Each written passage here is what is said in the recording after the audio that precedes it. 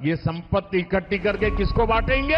जिनके ज्यादा बच्चे हैं उनको बांटेंगे। लगातार जिस तरह से बिल्कुल होशो हवास खोकर प्रधानमंत्री जो सबसे बड़े स्टार प्रचारक हैं, जिनके ऊपर इलेक्शन कमीशन जो पूरे तरीके से कॉम्प्रोमाइज्ड और समझौतावादी इलेक्शन कमीशन है, उसको भी ये कहना पड़ रहा है कि जाति, धर्म और सांप्रदायिक और जातिवादी बयान ना दें बीजेपी के स्टार कैंपेनर्स। मैं जिस दिन हिंदू मुसलमान करूंगा ना, उस दिन मैं सार्वजनिक जीवन में रहने योग्य नहीं रहूंगा। मुगल बादशाहों के दरबारों में आपने दरबारी सुने होंगे जो उनकी शान में कसीदे पढ़ा करते थे। आज के दरबारी ये लोग हैं जिनको आप देख रहे हैं। 4 जून को ब्रेकफास्ट और उसके बाद हल्दी और लंच पे रोना धोना शुरू। नमस्कार, द वायर में आपका स्वागत है। मैं हूं आरफा खानम शेरवानी। अब से ठीक 10 दिनों के बाद भारत की जनता को ये पता चल जाएगा कि उसका अगला प्रधानमंत्री कौन है। क्या भारत को नया नेता मिलेगा या उसी नेता को दोबारा बागडोर सौंप दी जाएगी। मैंने अपने जीवन में, पत्रकारिता का जो जीवन है उसमें, ये मेरा 5वां इलेक्शन है। 2004, 2009, 2014, 2019 और अब 2024। आप यकीन जानिए कि अब तक किसी भी इलेक्शन में जो दिशा और दशा दोनों का जो आभास अक्सर पत्रकारों को हुआ करता है वो बहुत कम हो रहा है। लेकिन पिछले 10 से 12 दिनों के दौरान, या मैं कहूँगी कि पिछले 2 फेज़, इन 2 फेज़ों में कमोबेश साफ तौर पे पता चल रहा है कि जो चुनावी ज़मीन है वो किस तरह से खिसक रही है। और इस बात का अंदाज़ा पत्रकारों और विपक्ष से ज़्यादा खुद भाजपा, आरएसएस और एनडीए के पूरे कुनबे को हो गया है।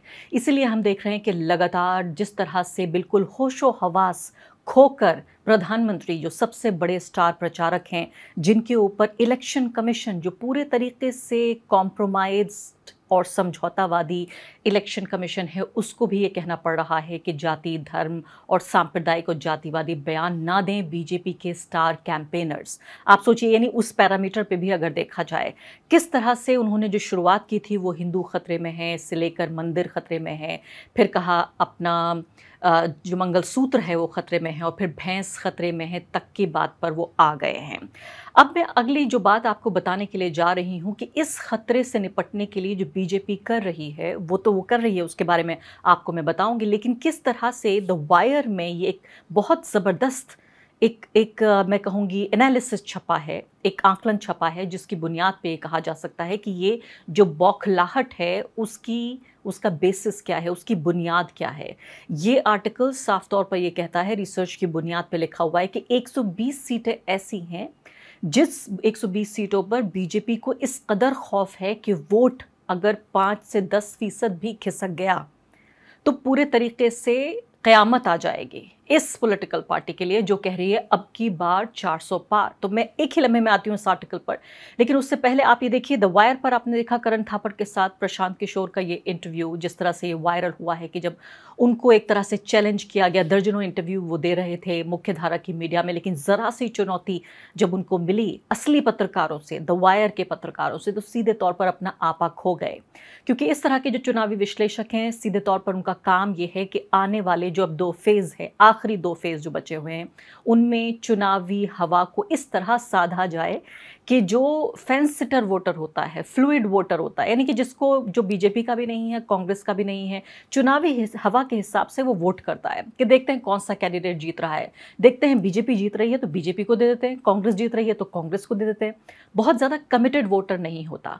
उस कमिटेड वोटर को टारगेट करने के लिए मैदान में इस तरह के लोग उतारे गए हैं जो एक बड़ी भूमिका बना सकें कि 300 नहीं 400 सीटें आ रही हैं। खुद नरेंद्र मोदी कई दर्जन इंटरव्यू दे चुके हैं। नरेंद्र मोदी की हालत ऐसी हो चुकी है कि शायद किसी बीजेपी के विधायक की भी नहीं होगी।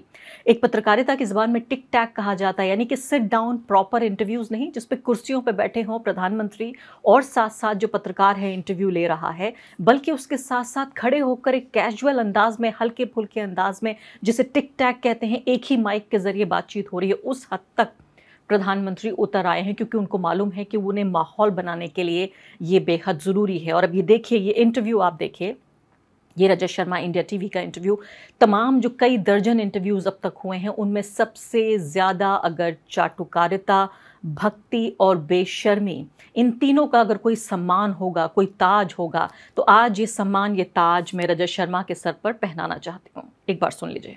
4 जून को ब्रेकफास्ट और लंच पे रोना धोना शुरू। 5 बजे विपक्ष की विदाई और 7 बजे पप्पू जाएंगे इटली। मुगल बादशाहों के दरबारों में आपने दरबारी सुने होंगे जो उनकी शान में कसीदे पढ़ा करते थे। आज के दरबारी ये लोग हैं जिनको आप देख रहे हैं।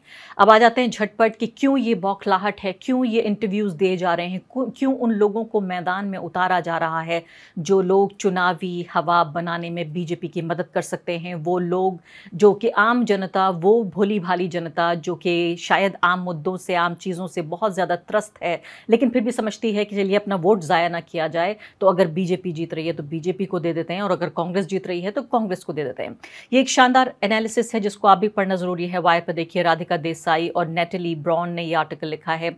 वो ये कह रहे हैं कि एक सर्वे के बेसिस पे उनका ये आकलन है। 120 सीटों पे मैं भी आती हूँ जिनमें कितनी % से बीजेपी पिछली बार 2019 में जीती थी, उसके आधार पर यह आकलन किया गया है। तो उनका ये कहना है कि 40% वो लोग जिनका सर्वे किया गया, CSDS का ये सर्वे था, उसमें 40% लोगों ने कहा कि भाजपा को पसंद करते हैं, 21% ने कहा कांग्रेस को सपोर्ट करते हैं। आप सोचेंगे ऐसे में तो ये पहले ही बाजी हार चुके हैं, लेकिन यहाँ कहानी ख़त्म नहीं होती, यहाँ से कहानी शुरू हो रही है। आगे बढ़ते हैं। वो ये कह रहे हैं कि जो केंद्र सरकार है उससे अपनी संतुष्टि जाहिर कर रहे हैं, लेकिन 2019 के मुकाबले अगर देखा जाए तो काफ़ी कम है। और इसके अलावा आप ये देखिए कि फ़िलहाल जो सीधे तौर पे नज़र आ रहा है इस सर्वे के मुताबिक, उसमें महंगाई, बेरोज़गारी, गरीबी, ये 3 मुख्य रीज़न हैं, 3 मुख्य कारण, महंगाई, बेरोज़गारी और गरीबी, विश्व गुरु बनने और बनाने की बात लगातार करके 2019 का चुनाव भी जीता था नरेंद्र मोदी ने। आज जनता के लिए जो 3 मुख्य बड़े मुद्दे हैं वो एक गरीब देश के मुद्दे हैं। महंगाई है, बेरोज़गारी है और गरीबी इसमें शामिल है, पॉवर्टी इसमें शामिल है। 3 टॉप रीजंस हैं ये जिसकी वजह से असंतुष्टि हो रही है इस सरकार से। और राम मंदिर जो माना जा रहा था, एक ऐसा भाजपा के लोग ये उम्मीद कर रहे थे, RSS के लोग ये उम्मीद कर रहे थे, और इसीलिए 2024 में ये मंदिर, आप सोचिए कब से ये मुद्दा चल रहा था, लेकिन जनवरी के महीने में 2024 में इस मंदिर का उद्घाटन इसलिए किया गया ताकि जो अभी तक जो खिचड़ी पक रही थी वो अब पक गई है, लोगों को सर्व कर दी जाए और इसी मुद्दे पर हम चुनाव जीत जाएंगे। ये सर्वे ये बताता है कि ये मुद्दा बहुत कम लोगों को अपील कर रहा है। जो इनका ये कहना है कि 33% वो लोग जो NDA के सपोर्टर्स हैं, यानी NDA नहीं, बीजेपी और बीजेपी का जो कोalition है, जो गठबंधन है, उनमें राम मंदिर को लेकर अपील है। और सिर्फ 23% ऐसे लोग हैं ओवरऑल, मान लेते हैं कि 1/4 भारत की जनता, जिसने कहा कि उसे मंदिर को लेकर संतुष्टि है। अब ये संतुष्टि क्या वोटों में कन्वर्ट होगी या नहीं, मैंने खुद उत्तर प्रदेश जैसे राज्य में जाकर देखा जहाँ की अयोध्या है, जहाँ ये मंदिर बना हुआ है, जो कि किंग मेकर है पूरे देश में, जहाँ भी जो केंद्र का चुनाव होता है, आम चुनाव, उसके लिए वहाँ भी ये एक नॉन इशू है। मंदिर और मोदी, ना मंदिर की वेव है ना मोदी की वेव है, पूरे तरीके से साधारण चुनाव के तौर पे नज़र आ रहा है। और उसी तरीके से मैं खुश हूँ इस बात को कि लेकर, क्योंकि मुझे भी यही आभास हुआ था और ये सर्वे बता रहा है इस एजेंसी का कि इसमें भी सिर्फ 23% ऐसे लोग हैं जिन्होंने संतुष्टि जाहिर की है मंदिर को, और NDA के जो वोटर्स हैं उन्होंने 33% ऐसे लोग हैं। इसके अलावा इलेक्टोरल जो बॉन्ड हैं उसको लेकर परेशानी जाहिर की, लोगों ने कहा कि ये नहीं होना चाहिए। क्या नरेंद्र मोदी सरकार को एक और मौका मिलना चाहिए, ये सवाल पूछा गया। कहा जाता है कि भारत में लोग बड़े ही नर्म हृदय के लोग हैं, बड़े ही नर्म दिल लोग हैं। मनमोहन सिंह जैसा व्यक्ति, जिनको मौन मोहन सिंह कहा गया, कि वो बोलते नहीं हैं, लोगों से कनेक्ट नहीं कर पाते, कभी लोकसभा का चुनाव नहीं जीत सकते, उस व्यक्ति तक को 2 टर्म दिए गए थे और 10 साल वो प्रधानमंत्री रहे। और नरेंद्र मोदी के लिए क्या ये माना जाए कि उनको अगला टर्म मिलेगा या नहीं? सर्वे आपकी आंखें खोल देगा। ये जो मैं बता रही हूँ आपको, अगला सर्वे वो ये बताता है कि 44% लोगों ने ये कहा कि हाँ, मिलना चाहिए दूसरा मौका। Should the government get another chance, क्या इस सरकार को दूसरा मौका यानी तीसरा मौका मिलना चाहिए, दूसरा नहीं तीसरा मौका मिलना चाहिए। तो ये बात कही 44% लोगों ने। इसके अलावा 2004 में इसका मुकाबला आपको बताऊं, 44% से ये पता नहीं चलता कि 44% लोग इनको वोट दे रहे हैं।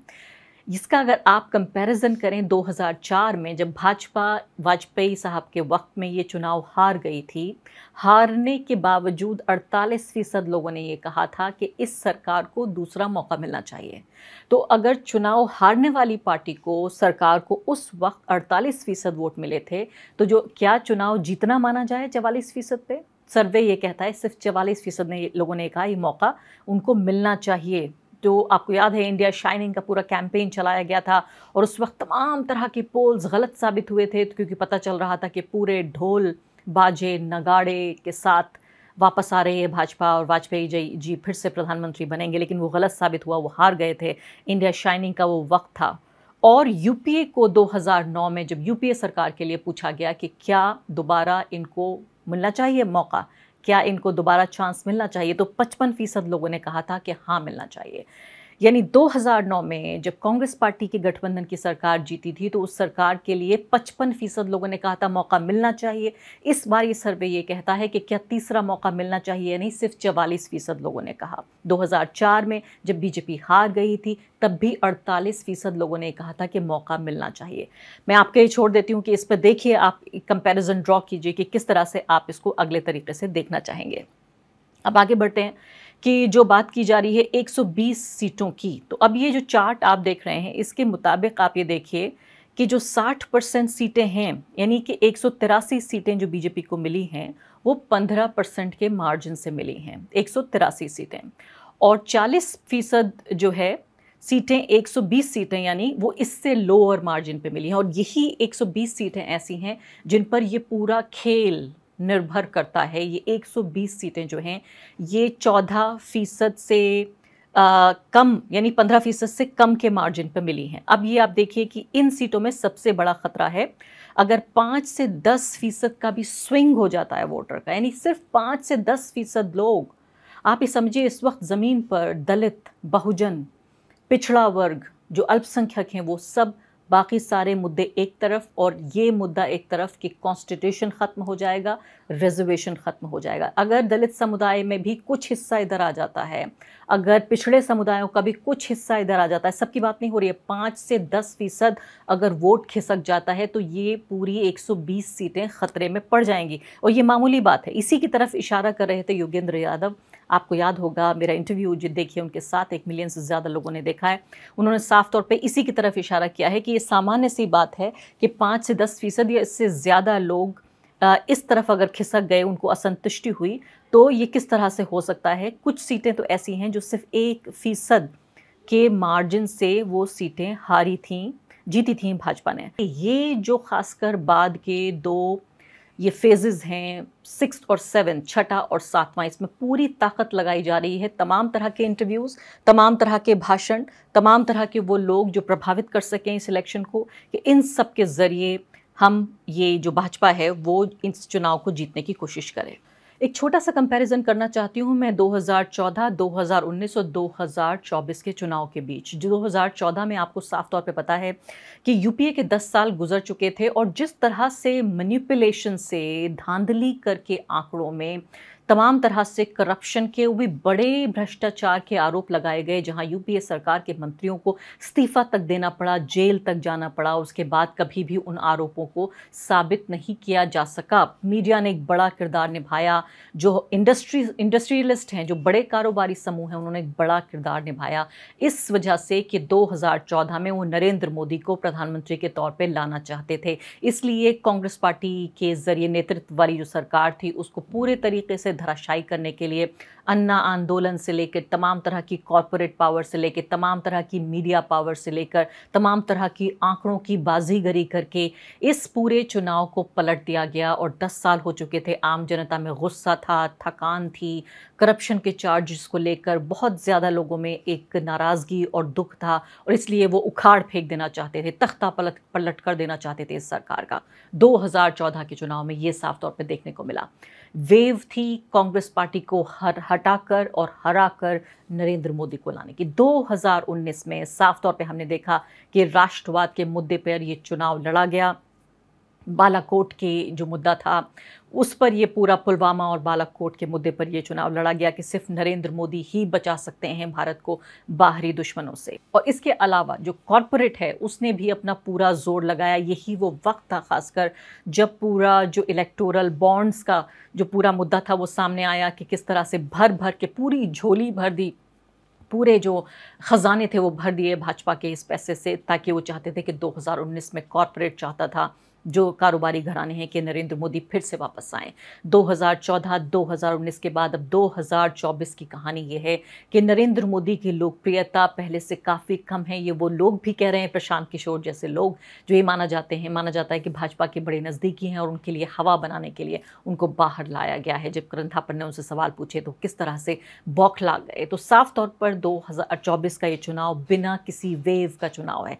कोई लहर यहाँ पर नहीं चल रही है, मंदिर नहीं चल रहा है, मोदी नहीं चल रहा है, कोई राष्ट्रवाद का मुद्दा नहीं है। हिंदू मुस्लिम बनाने की जिस हद तक सीना पटक के कोशिश की नरेंद्र मोदी ने, अभी भी वो कह रहे हैं कि बिजली चली जाएगी, आपकी भैंस खोल ले जाएंगे, आपसे मंगलसूत्र ले जाएंगे। इस तरह की वाहियात बातें जिनको खुद नरेंद्र मोदी जब अपने भाषणों को सुनते होंगे तो हंसी तो ज़रूर आती होगी, लेकिन हमें दुख होता है। तो इस सब के बावजूद भी उन्हें सीधे तौर पे अंदाज़ा है कि ये जो लिखा है आंकलन द वायर में जो छपा है कि 5 से 10% भी अगर वोट खिसकता है तो बाजी पूरे तरीके से पलट जाएगी। 10 दिन आप भी इंतज़ार कीजिए, मैं भी इंतज़ार करती हूँ, और देखते हैं ये जो आखिरी 2 फेज़ का चुनाव है वो कैसा रहता है। नमस्कार। द वायर के और वीडियोस देखने के लिए सब्सक्राइब करें और बेल आइकन पर क्लिक करें। स्वतंत्र पत्रकारिता की आर्थिक मदद करने के लिए डिस्क्रिप्शन में दिए गए लिंक पर जाएं और अपनी राशि चुनें।